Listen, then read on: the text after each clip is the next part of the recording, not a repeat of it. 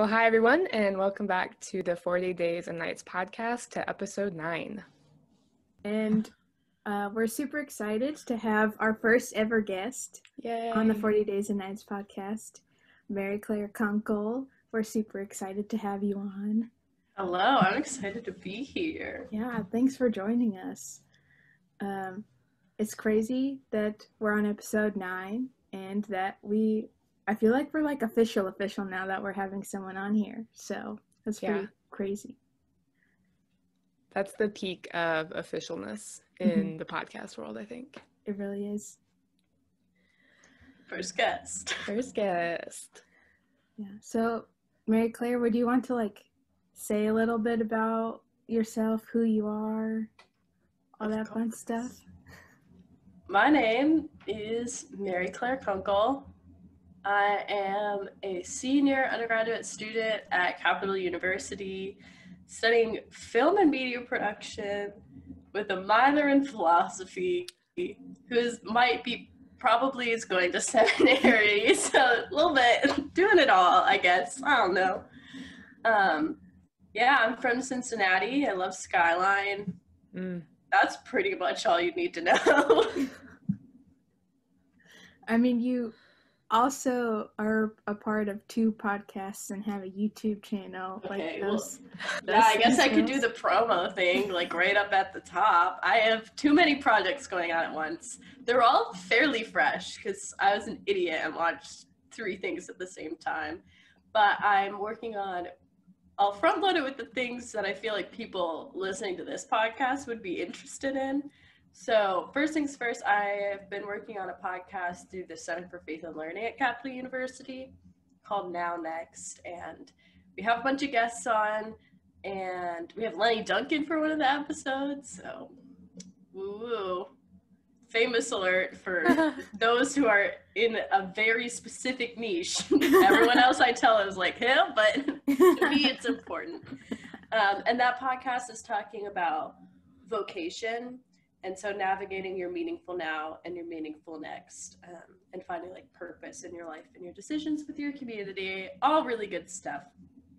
And then I have my YouTube channel, which I believe I'll be talking about a bit more in this episode, but it's called Faith Evolving. And basically the idea was to make big theological concepts and questions more accessible to people. To engage in.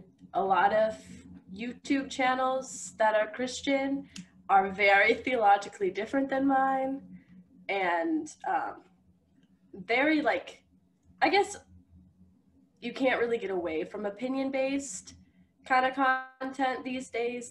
Mine's still opinion-based, but it's more just like a vlog rather than a video essay, and so I'm trying to go more of the video essay route. And then, so that's Faith Evolving. And then my other podcast is a short form podcast, and it's called So What Are We Gonna Do About It?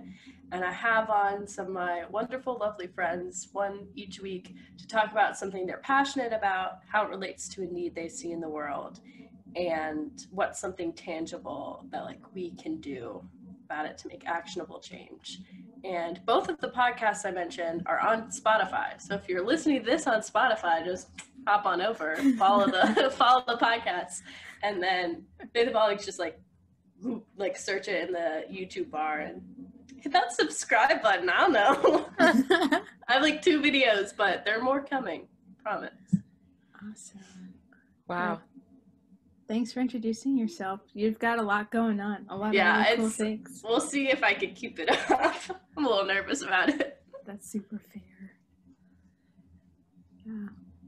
Well, I think we're interested to hear a little bit more about your interactions with evangelicalism, fundamentalism. I think from what I know, your story's pretty different than Sarah and I's, but you still know a lot about that world and what it's like to not want to be involved in that world. So if you wanted to talk a little bit about that. Yeah, so I grew up in the United Methodist Church, and it wasn't like overtly Methodist by any means. Like I grew up going to more like contemporary services, like traditional services. I kind of grown up appreciation for them in college, but like my worship style is very similar to evangelicalism, but with like not as heavy of like the purity culture kind of theology behind it. So I mean, there were kind of like little pockets of it. Like it was there, but it was very subtle. Like I used to think, I was like, purity culture didn't do a number on me, but now I'm in therapy, so you do the math. But I very much so, my family is like an NPR listening family. My dad almost has a master's of theology, but he just didn't write the final paper. It makes me angry all the time. But I saw my older sister kind of go through and have all of the questions of like is being gay okay? And like kind of like going up against people who had like different theological leanings, and her asking my dad questions, and my dad's like, let me tell you about how Paul is very contextual. And I just kind of like sat in the hallway and like listened in. And so I kind of learned how to question from the people around me, and that it was okay, and that you kind of like dive into things and to research, and it's kind of fun. And there's a lot more to the Bible and Christianity than meets the eye in the 21st century. But my first big brush up with evangelicalism was I went to a like youth conference. I won't say it because I feel y'all like try not to like say names, but I went to a youth conference and it was in Tennessee, and I was so excited. Like we got a van, we were all like chatting it up, having a good time. Worship was like, it was so alive. Like people were like dancing around, and I love dancing during worship. Like the spirit moving, hands up. I don't like drawing attention to myself, so I go like the back of the sanctuary and I'm just grooving. But so I love that. And then they had like these little breakout sessions, and went to a breakout session, and they're talking about the homosexual agenda basically. And they're like, if you're gay, like it takes up your whole identity and all this stuff. I was sitting there like, what are you saying right now? Like, and he was like using these statistics. And I was like, these feel incorrect. And I was 15. And towards the end of it, this girl who was possibly even younger than I was, like stood up and gave this testimony that she was like having what in evangelical circles they call same-sex attraction, and she was like really struggling with it. And so she prayed to God that like the girl she had a crush on would find like a really good guy, and it went away. And I felt sick to my stomach, and kind of like stormed out. Or a couple times in church where I got very sassy. I just stormed out. So like towards the end, I like stormed out. I was like staring at this fountain, just pissed. And then there's this weird moment where like my youth group, we were like split down the middle of people who think like being gay is okay and people who didn't. And I was like, people think that it's not. It blew my mind. And so I was like at this like debate style thing, and on the side of like was both my youth leader and the adult chaperone. The adult chaperone was like a big like family friend of ours, and our youth leader at the time said he hated kids, and so I don't know why he was a youth leader, but he was there. I don't have a high opinion of him. And then anyway, so I was 15 years old trying to like argue against these adults. And we went to worship that night, and they were singing like that Holy Spirit song. Who's it by? Lauren Daigle? Whoever the Sarah Bareilles of, Francesca Battistelli. To me, she's the Sarah Bareilles of like I'm like That's Christian really radio. true, though. That's really Okay. true. Sorry, I'm all over the place right now. But they were singing it, and all of a sudden, I started crying. And people thought it was probably because of some, like, great spiritual revelation. But instead, I had this thought of, like, God, all of these people are singing your praises, and they think that you are, like, a God of hatred, that, like, you won't let people, like, be who they are. And I had this, like, very clear thought of, like, if that's who you are, like, I don't want to believe in you. And then I was like, whoa, whoa, what's that about? And so I kind of started, from that moment on, kind of going through my reconstruction process. And for me, there was never like a big phase I like fell away from the church. It's more of an ongoing thing. Like I'll deconstruct and then I'll reconstruct and then I'll deconstruct and then I'll reconstruct. But that conference was a doozy. Then I realized that they had no women preachers, none of them. And growing up, like I had, like my main pastor was a woman, so I was just kind of used to it.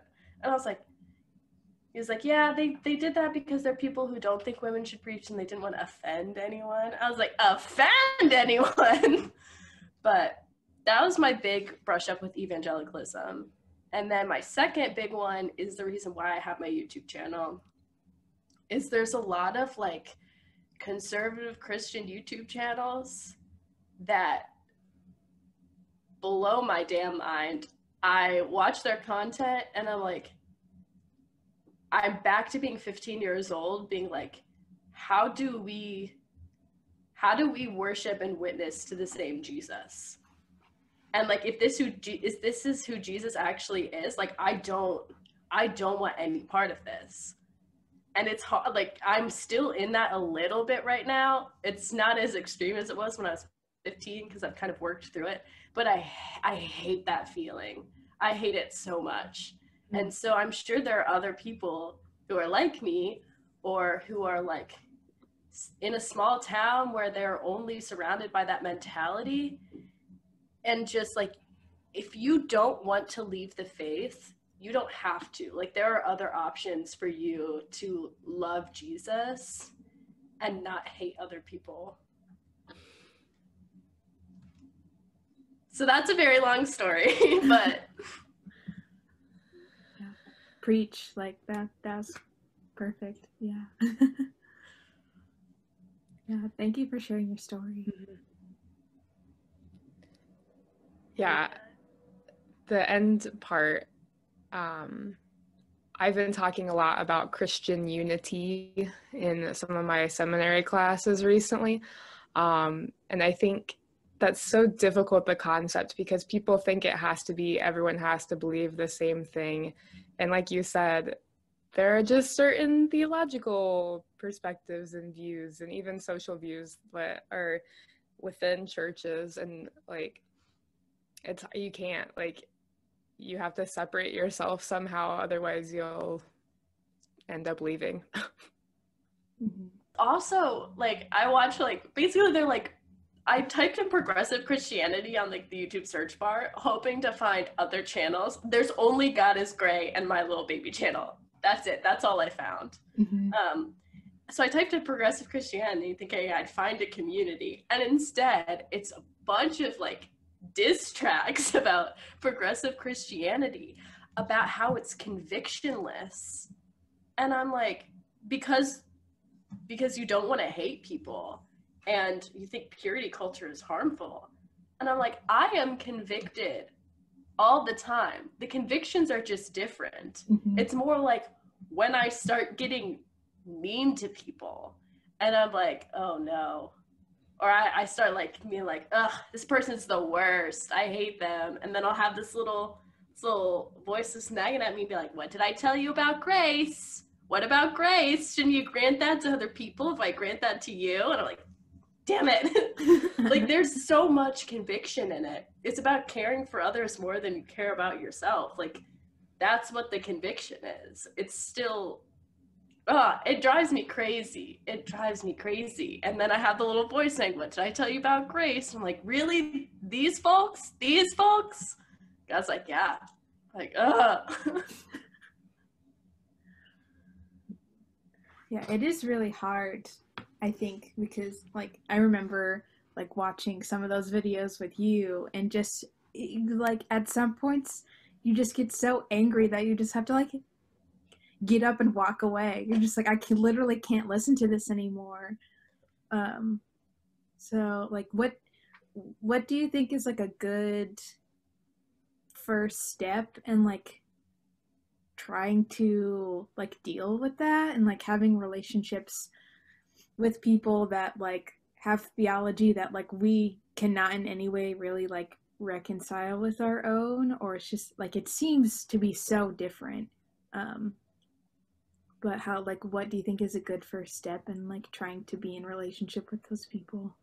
I think a big part of it is trying to search for in their message what you agree with, or less what you agree with and more things that you're like, oh, I see the spirit in that. Like, I see the spirit moving in them, and they're like, in their conviction, or the fact that like they love God so much that they have a whole YouTube channel for it.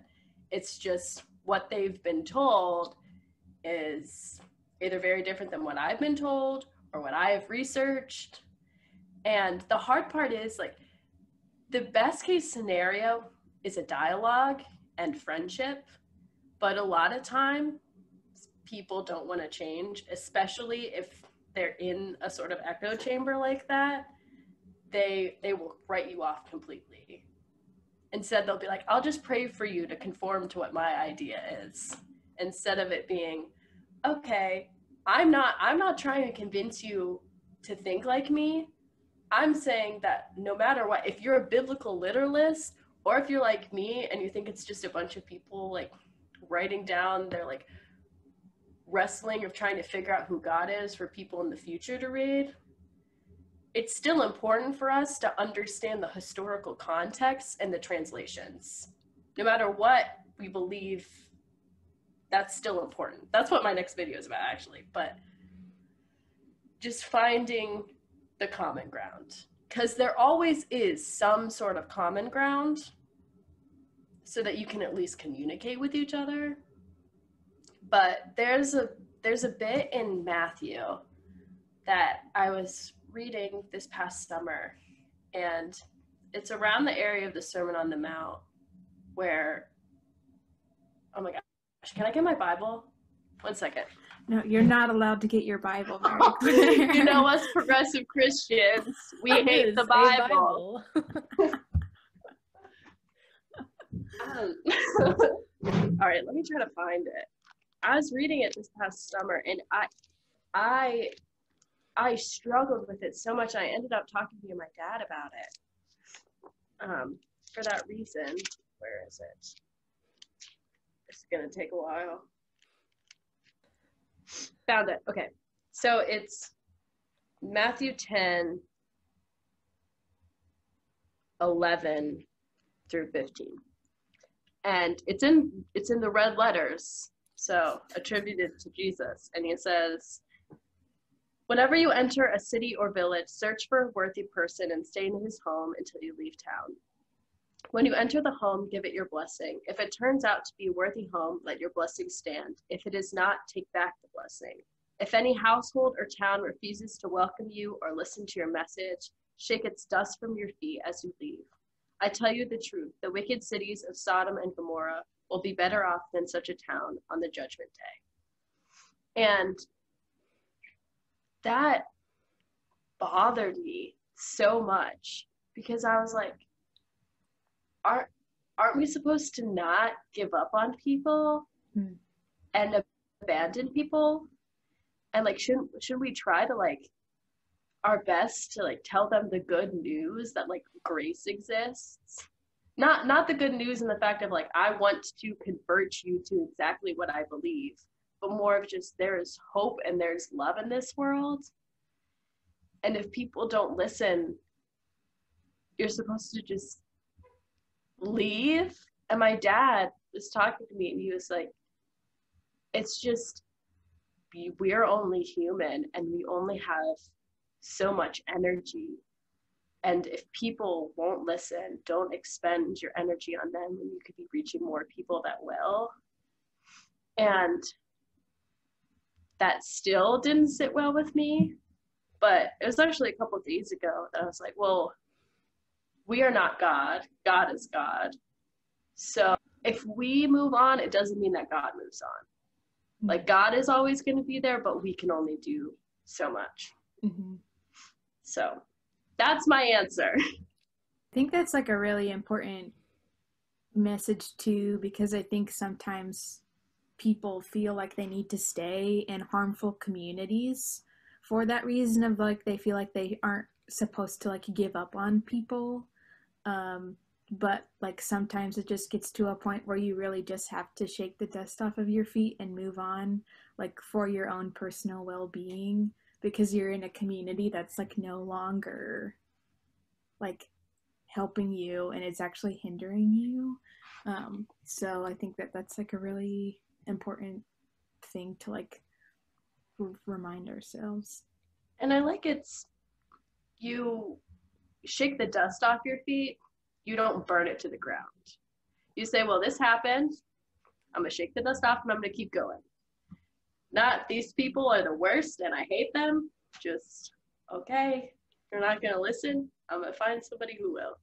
Mm-hmm. Yeah. I think about that and even a more specific example of like just like evangelism in general, of like the people who just kind of nag you. And even though you've clearly said, no, I would prefer to not talk to you about this anymore, and they just keep like digging in. And that's not what that says to do. So that's interesting. Mm-hmm.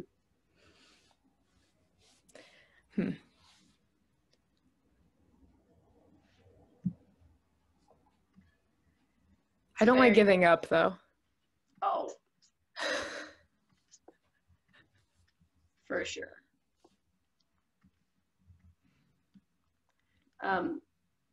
Actually, Reverend Duncan spoke to Capitol on Monday, and that's when I had that like further revelation to it. Let me see if I wrote down the thoughts.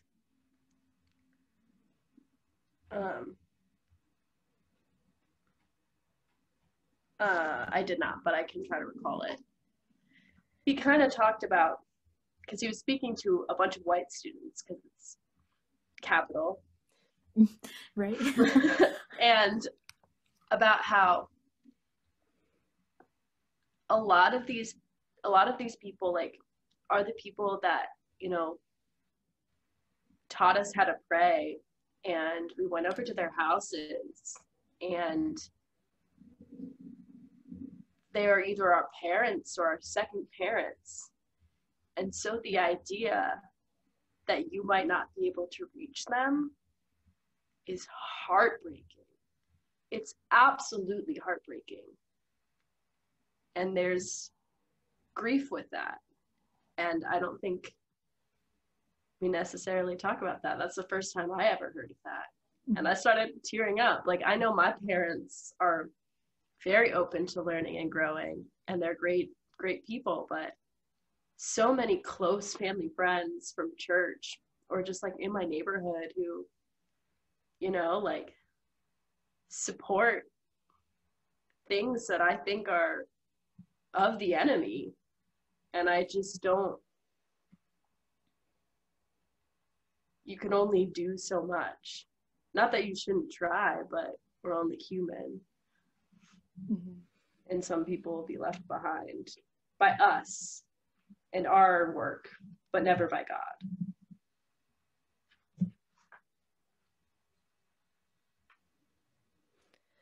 That's a nice message of hope, though, that even amidst our inability to be used by God in whatever capacity God feels like, that God's there to pick up the pieces when we're done.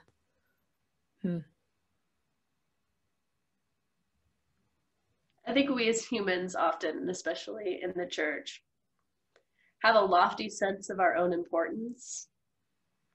We're like, we know it all. We can do it all. And there's not a lot of humble pie that goes around. There's not any like, you know what, I was wrong. Thanks for teaching me. It's like, no, I'm not wrong. Don't question me. I don't want to question anything. Or just, if I don't evangelize you, or that teaching of like, you need to save your friends or they won't be saved. That's so much pressure to put on a literal human or a child. Like, that's not our responsibility. Our responsibility is to bring the message of hope and love and justice, not save people from eternal damnation. I don't even know if I saved myself from eternal damnation. I don't know if eternal damnation is real. So I don't like to spend a lot of thought on it. Might as well help people here rather than some after place I don't know exists when this for sure exists. Yeah. Yeah, it's crazy, like, in thinking about how much pressure, like, was put on us, like, in college, and thinking about being in an evangelical ministry, of just, like, how much, like, pressure that it was put on you, that, like, there are souls that you have to save on your college campus, and, like, there are unreached people here and across the world, that, like, it's your responsibility to go and save them. And thinking about, like, how burdening that was for me as a college student, of like, then why am I here? Like, if there are people who are gonna die and go to hell because they don't know who Jesus is, why the hell am I in college right now? Just sitting in quantitative reasoning. Like, why am I in statistics? Why am I going to conferences? Like, why am I paying $300 to go to a 4-day conference if people are dying and going to hell, like, across the world? Like, what? And, like, that's such a huge burden to put on people who are literally 18, 19, 20 years old and just trying to figure out their life.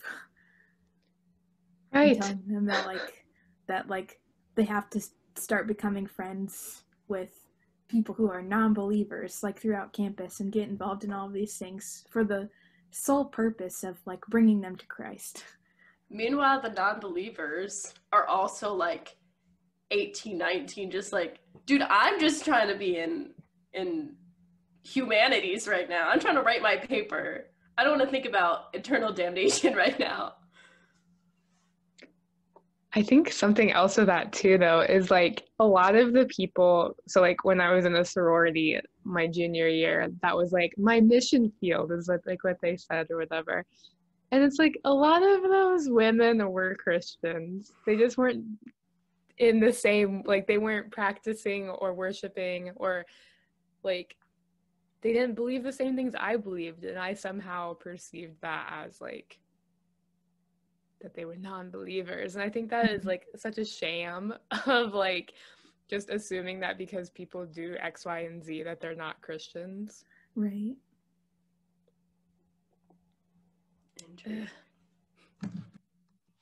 Yeah, I never had that. Like, for me, I'm also in a sorority, and I never tried to convert anyone because I feel weird about that. But like, I'm open about my faith. Like, we do this like gavel thing. We go around and do highs and lows. And when What Do You Know About Grace came out, I was like, y'all, this song came out. I'm revved up. Went over everyone's head. I was like, I might go to Jesus grad school. And they're like, good for you. But they were like, I don't. And like, that's okay. Witnessing is just like being unapologetic about who you are. It's not like iron fisting, being like, get over here.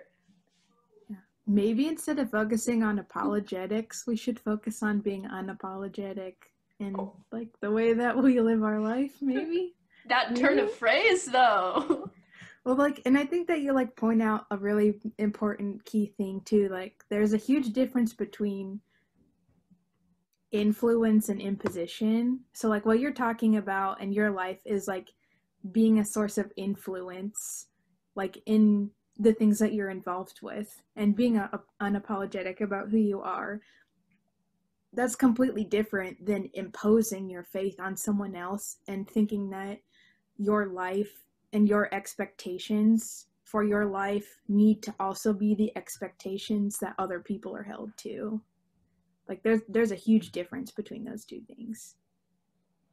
I think also with like bringing people to the church, if people don't want to go, I'm not going to tell them to go. If people don't have a community and they're searching for one, I'll be like, hey, this is this community that's been great for me. But if they're not searching for one, it's going to do way more damage than good to be like, hey, come over here. I also think trying to convert people of other religions is icky, and I hate it, and I think it shouldn't be a thing, because they literally already have a religion. They already have a relationship with God. Mine isn't better. It blows my mind. It blows my mind. Mm-hmm. Anyway, probably committing heresy, but I said heresy schmeresy. I'm way more concerned with blasphemy than heresy. I'm way more concerned with offending God than saying something that's different than doctrine. But I don't know. I mean, there had to be heretics like at every single point of history, because not everyone has always believed the same things, and that's how we ended up here. And back to like not converting people of other religions. Being a Lutheran means I have to think about this a lot, and you have to just reconcile somehow, some way, that Martin Luther was anti-Jewish and anti-Muslim and anti-everything else, and that's a lot to think about. And I definitely don't want anything attached to what I believe or say or do to be anything related to what he thought about non-Christians. So Buddy was still a white man in what, like the 1500s, right? Early 1500s. Of course he's gonna have problematic beliefs. That's what was circulating at the time. He was a human. You have to sort out the nuggets of truth amidst the super anti-Semitic stuff and be like, this anti-Semitic stuff is not, it ain't it. This is not what we're going for right now. And I think we need to do that with like a lot of theologians or just people of the past, of like, they did some good stuff, but they also didn't do good stuff. And not to kind of like put into practice that grace, that like not everything is evil and perfect. Everything is somewhere in the middle. And to look at it for what it is. With like, I don't know, I think it's also part of like cancel culture kind of stuff. And I see it on Twitter all the time. Like, if a politician did one really shitty thing, everything they ever did was shitty. It's like, no, they definitely did this shitty thing and we should hold them accountable. But that doesn't discount good stuff they did as well. Right. Yeah, there's a major like all or nothing mentality of like it's either all good or all bad. But I'm like, I look at my life and I'm like, there's definitely like a lot of good, but there's also definitely like a lot of stuff that's not good. So like, why would I hold other people to a standard that everything that they have to do is good? And if they do one thing wrong, it completely invalidates anything else that they've done. And it's a symptom of purity culture. Ooh, could you? I haven't made that connection. Can you unpack that a little bit? I've formed this thought based off of things that you've talked about, I think, a little bit before. But this idea of purity is like, think like the Puritans. It was very much so an all or nothing mentality. This idea of purity isn't necessarily always just like about sex. Like, if you have sex, you are impure. If you don't, you're pure. If you accept God and Jesus Christ as your personal savior, you're going to heaven. If you don't, you're going to hell. If you make one mistake, you're evil. If you make no mistakes, you're great. It's very much this like black and white thinking. And the foundation is this like dichotomy of like pure, unpure. And even if you aren't, like, it's so embedded in our culture that even if you aren't religious, you still have this like mindset of purity.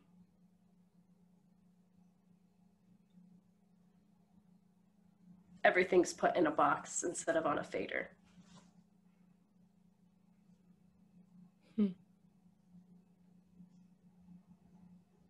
It's that philosophy minor doing its work.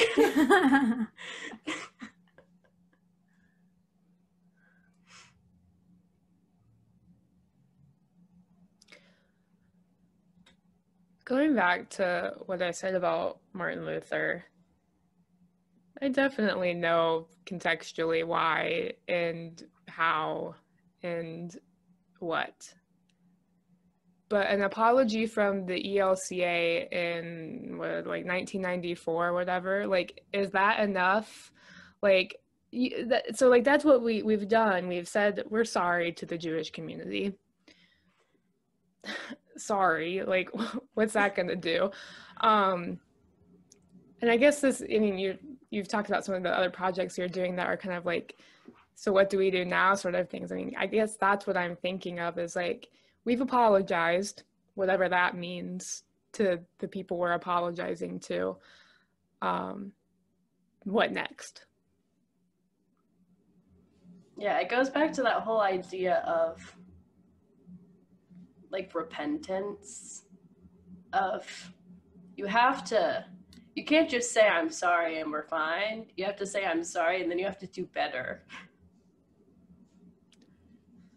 That's the thing. Yeah. And like that's how it works in like real human relationships also. If, you know, say like my roommate's like, hey, like these avocados have been in here for a month and they're rotting and that's not healthy for us, especially me, I'm allergic to mold. Why did I do that? Like, I'm not gonna be like, oh my gosh, I'm sorry, and then leave avocados in there for a month again. Like, you have to change the behavior. Otherwise, you're just like a shitty Twitter boyfriend that girls are like, he's gaslighting you, you know? Like, otherwise you're just gaslighting people. Mm-hmm. Yeah. You have to like actually turn away from the thing and walk in the opposite direction. You can't just like say that you're sorry and then stay in that little corner of like hurtful behavior. If you don't actively walk away from it, like, your apology literally didn't mean anything.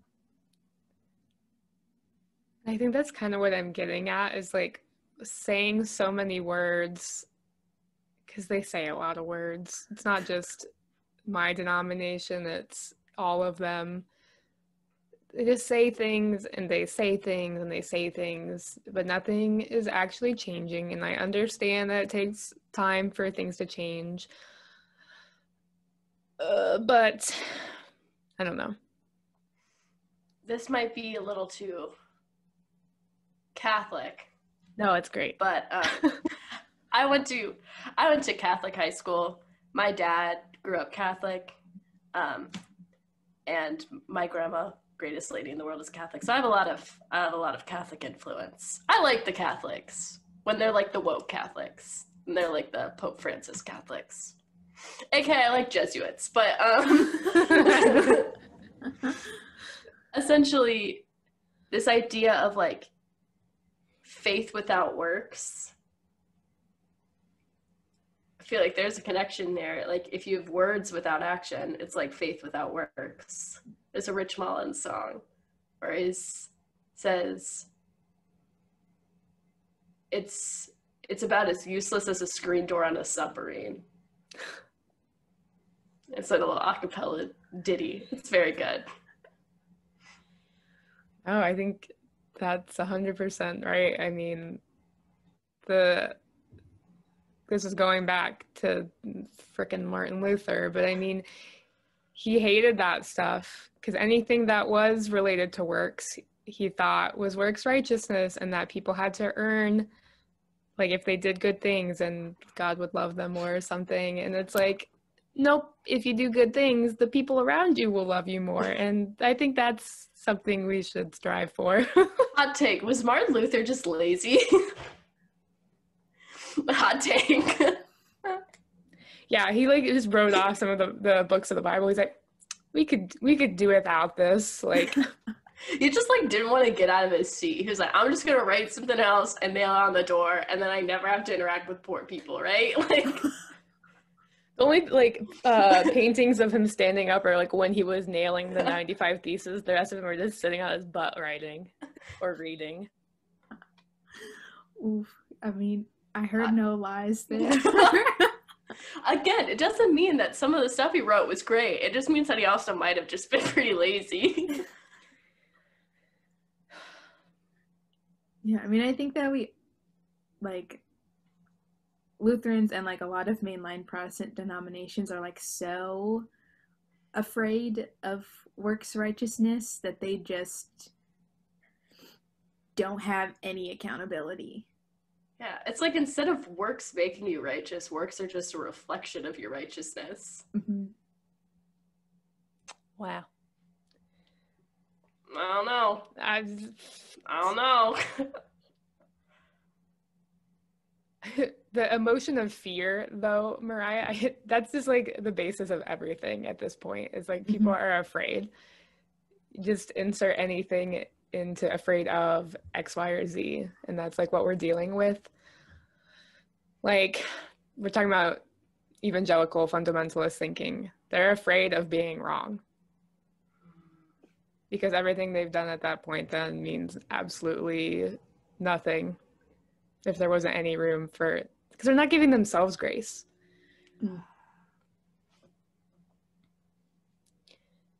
Which is kind of sucky to watch. Like, it hurts to see people that you know and care about just being so rigid and not ascribing grace to themselves. Like, I don't know. Mm-hmm. Yeah, there's like Allie Beth Stuckey, not Stuckley, sorry, Stuckey, wrote a whole book that was, you're not good enough, and that's okay. She blocked me on Instagram. A dream. And like, and Girl Defined has like videos about how like why self-forgiveness is bad and all this kind of stuff. And I'm like, you do realize that giving yourself grace is just you accepting the grace from God. Like, to me, the thing that's so attractive about Christianity, and I'm sure that grace is a part of all religions, but Christianity is the one I'm familiar with and was raised in, so it's the one that I practice. The thing that is so valuable to me about it is this overwhelming idea of grace, that like you are loved and you are held no matter what you do, and there's always hope to be better and to do better. And the fact that that's lacking, it's like you know, you doing all that stuff, you going to church and making the community, even if, you know, maybe you were wrong about some theology stuff, it doesn't mean that the whole thing was bad. You know, you still created a relationship with God. It's just like some of the theology was maybe a little off, you realize, or something like that. It's part of that all or nothing mentality. And you're right, it is sad. I think that's something like Mariah and I have talked a lot about, of like trying to pull out the good things that we experienced, because like, I mean, we talked about we wouldn't be having this podcast, or I don't know, things like that. And I think maybe it's just like a criticism of the deconstruction community, is I see just a lot of like, there was nothing good. And maybe it's just because I didn't have like an incredibly like spiritually abusive experience in my evangelicalness. But like, yeah, I mean, can we find the good in those situations? I guess it depends. Even if the good is as simple as, you know, we had a potluck and that one woman had like really good potato salad, like that's still a good. That's a great to me. You know, like she made great pumpkin cookies.